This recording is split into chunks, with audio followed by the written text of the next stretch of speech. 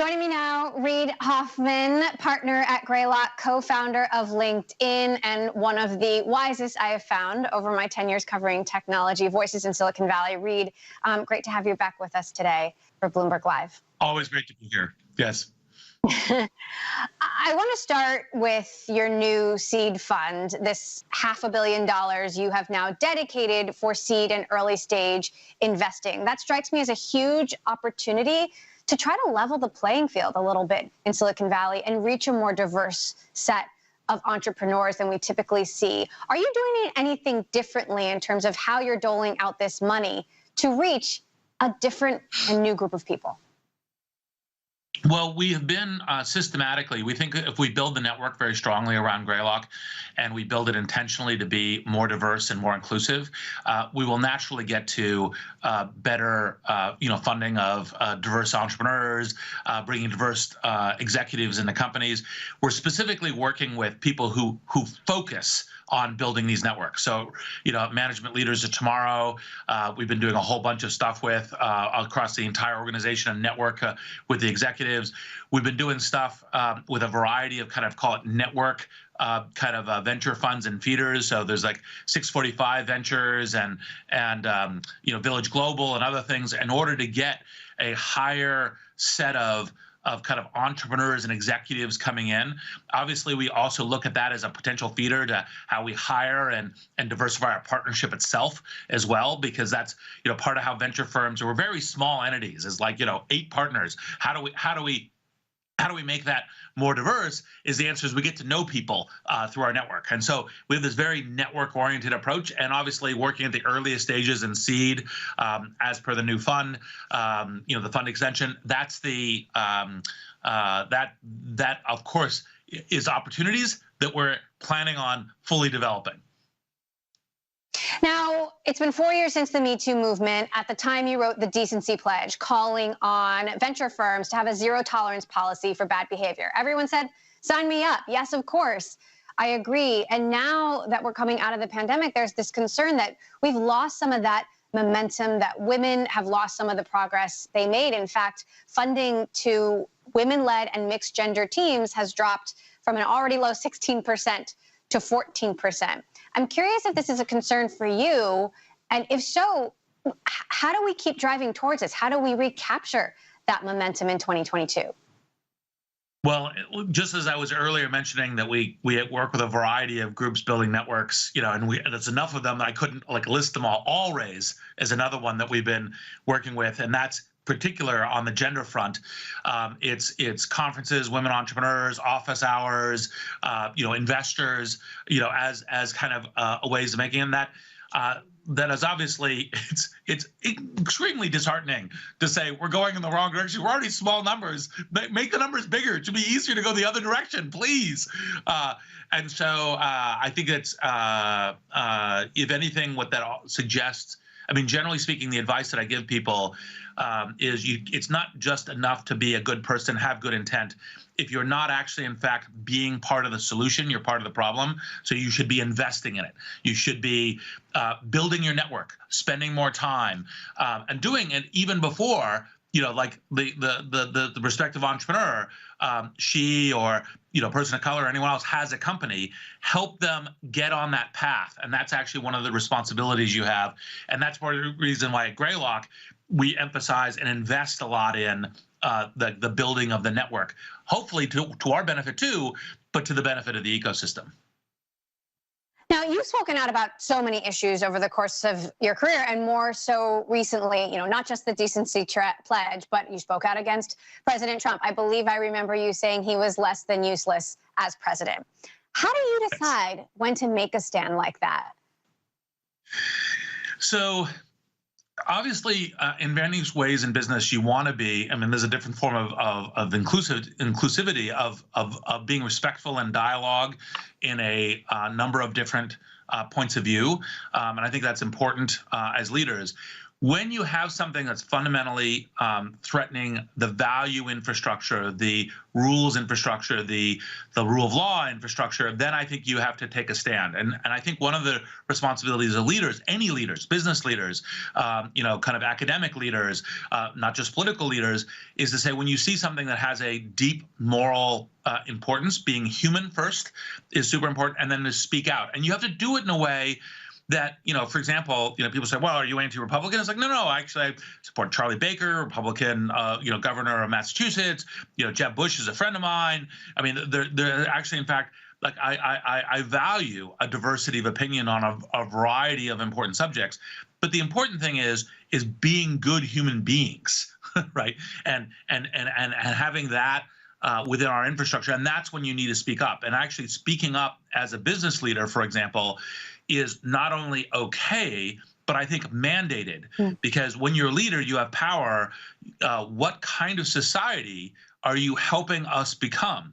And neutrality on morality topics is not really there, right? Like, the classic historical instance of it is, say, well, the Germans are shipping the Jews off to these camps, and I don't know, I'm not doing it. You're like, well, okay, if you're not acting against it, you're part of the problem. That's obviously the extreme historical example, but then you begin to be more, you should be more thoughtful and active about when are these fundamental moral issues, and then I have to speak up and lead on them. The problem, I think, for executives is every day there seems to be a new issue, whether it is an abortion law in Texas or, a meltdown in Afghanistan, something about climate. And, in some cases, it involves or seems to involve taking a political stand. Even just developing a COVID vaccine policy for your office seems to be political. How do you advise companies tactically on that day-to-day basis, whether and when to speak up? So just because someone's claiming it's political and making noise doesn't mean that it's political and you shouldn't talk on it, right? Because then you, of course, allow the crazies to set the rules. So, for example, take vaccination.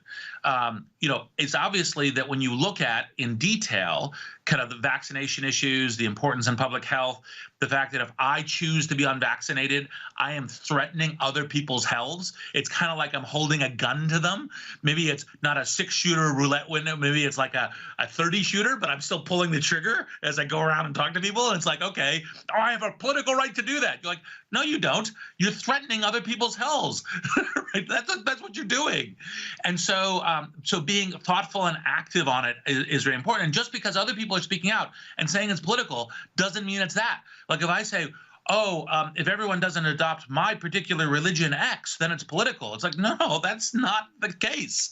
And so it's important to be thoughtful and leading on this. And one of the things I think we have as part of kind of a modern society is, look, there is ways to do research, to consider when expertise really does apply, to think about those experts in depth.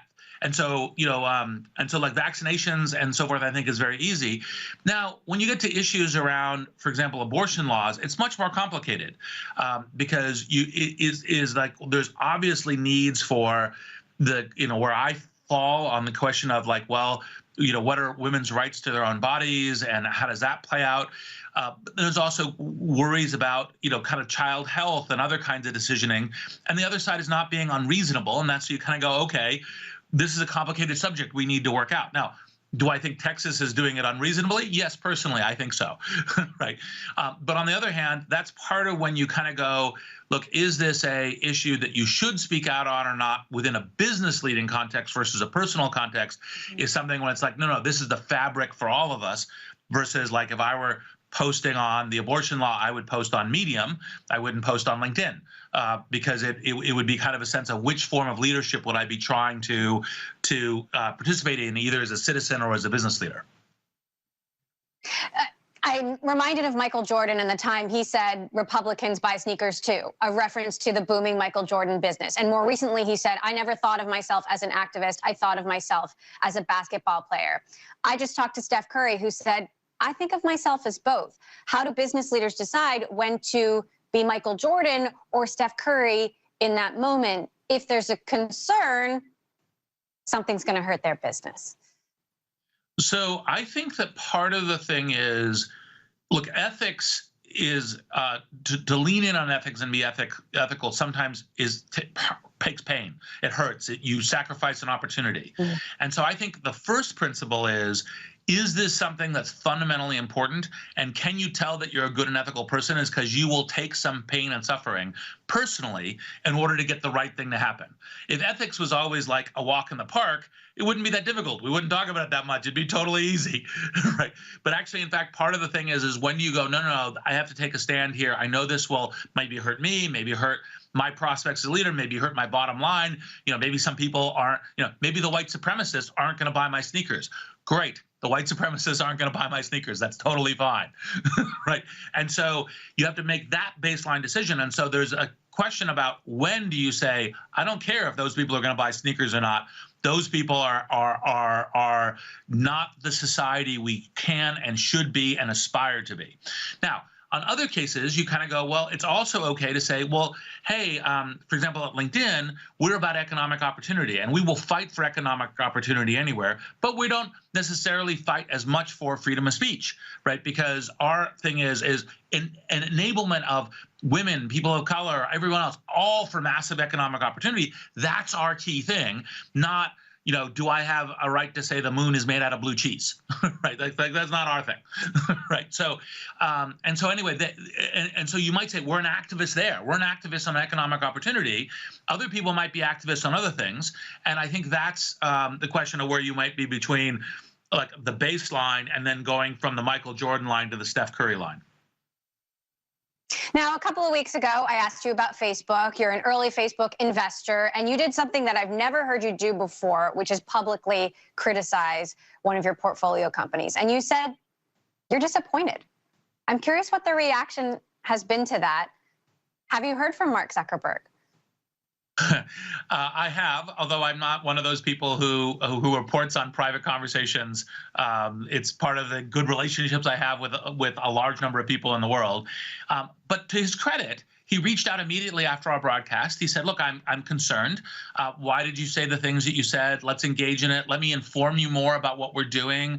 I hear your call on transparency, and I think we're doing a good job, but maybe we need to do better, and let me talk to you about it.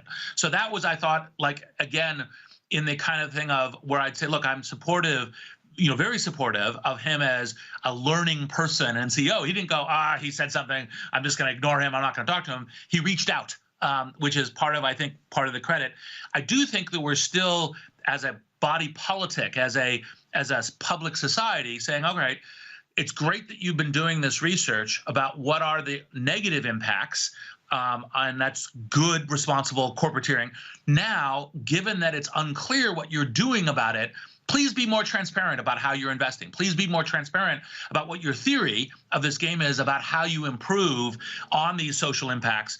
Because now we're seeing this credible whistleblower come forward. Yeah, you need to tell us more, right? And I'm looking forward to that still. We're expecting Facebook to potentially change its name this week to convey this idea of the metaverse. Do you think the company should charge ahead with this new vision when it still has these problems and still has a lot of issues to work out? Potentially. So I don't have any inside information on the kind of new metaverse vision. I've obviously been thinking about metaverse for a long time. One of my earliest jobs was being a product manager at Fujitsu on this product called Worlds Away. So virtual worlds and metaverses and Snow Crash is something I've had a long personal interest in. But it's kind of a question of, is that transition a transition that will also help on these issues? Like you say, well, here is the way that we are also thinking not just of individual rights, which are very important, and freedom of speech, which is very important, but also how we elevate the fabric of society, how we make discourse better, how we make information sharing better, how we get voices heard across the thing in dialogue with respect, right? Now, if they say, hey, that's all part of what we're doing, then that'll be great. If it's like we're totally ignoring it, you're like, well, you shouldn't be ignoring it right now. Please tell us more about that. Meantime, I've been dying to get your thoughts on this, especially given the context of the conversation, but former President Trump has announced a new social platform planning to take it public via SPAC to, quote, stand up to the tyranny of big tech. Trump's still banned on Facebook and Twitter. What are your thoughts on this, especially given the responsibility that it sounds like you believe tech companies have to be a force for equality and not division? Well, I think part of the thing, like when you go to business leaders, the very first thing is rule of law. And while the question around, like, okay, what was the cause by which you essentially deplatformed a society leader? On the other hand, this was a society leader who was inciting an insurrection. You could actually, and I don't think people are this bold, but you could call that traitorous, right? In terms of actually, in fact, activity. I don't think the accountability for the January 6th actions has been so far done. And if he was, by the way, taking more accountability and kind of saying, look, here are the things I did as a mistake, and here are the things I commit to in the future about not, for example, spreading disintegrative, toxic things about our democracy, namely that the election was stolen versus, by Republican state electors and so forth, which is like just crazy, then it'd be like, okay, I'll take you more seriously. But since clearly you have no concept of the truth, and your notion of starting a new platform is a new propaganda thing, we might as well call it Pravda in order to make it fun, then I obviously don't hope that it goes anywhere.